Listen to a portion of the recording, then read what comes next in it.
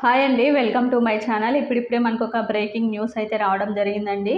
AP మంత్రి బొత్స గారికి ఊహించని షాక్ అయితే ఇచ్చారండి ఏపీ ప్రభుత్వ ఉద్యోగులు. ఒకసారి ఆ వివరాలన్నీ కూడా వీడియోలో డీటెయిల్‌గా తెలుసుకుందాం. మీరైతే వీడియోని ఎక్కడా కూడా స్కిప్ చేయకుండా ఎండ్ వరకు అయితే చూసేయండి.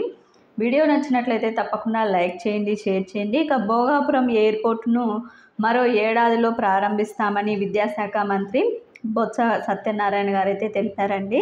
ఇక విశాఖలో గురువారం ఏర్పాటు చేసిన విలేకరుల సమావేశంలో ఆయన అయితే మాట్లాడడం జరిగింది. ఎన్నికల తర్వాత జగన్మోహన్ రెడ్డి విశాఖలోనే ప్రమాణ స్వీకారం చేస్తారని అయితే చెప్పారు.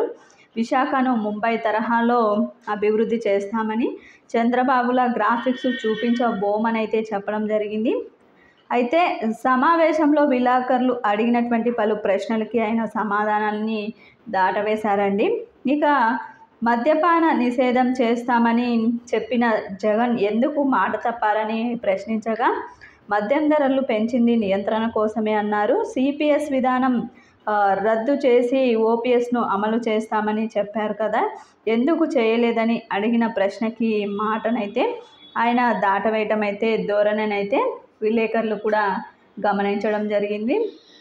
ఇక దీనికి సంబంధించి ఉద్యోగులు మాకు ఓపీఎస్ని అమలు చేయకుండా మాకు నచ్చని జీపీఎస్ను తీసుకొచ్చారు కాబట్టి మేము ఈసారి ఖచ్చితంగా మాకు ఎవరైతే ఓపీఎస్ను తీసుకొస్తామని ఖచ్చితమైన హామీని ఇస్తారో వారికే మా ఓటనైతే కీలక నిర్ణయాన్ని అయితే తీసుకొని ఊహించని షాక్ అయితే ఇచ్చారండి. ఈ మాటని విలేకరులే మంత్రి బొత్సకైతే చెప్పడం జరిగింది. ఈ విధంగా మొత్తానికి మంత్రి బొత్సకి ఊహించని షాక్ అయితే ఇవ్వటం జరిగిందండి. ఉద్యోగులు అయితే ఈ విధంగా నిర్ణయించుకొని, ఇది ఇప్పటి వరకు ఉన్నటువంటి లేటెస్ట్ అప్డేట్. మీకు వీడియో నచ్చినట్లయితే తప్పకుండా లైక్ చేయండి, షేర్ చేయండి. Thank you for watching.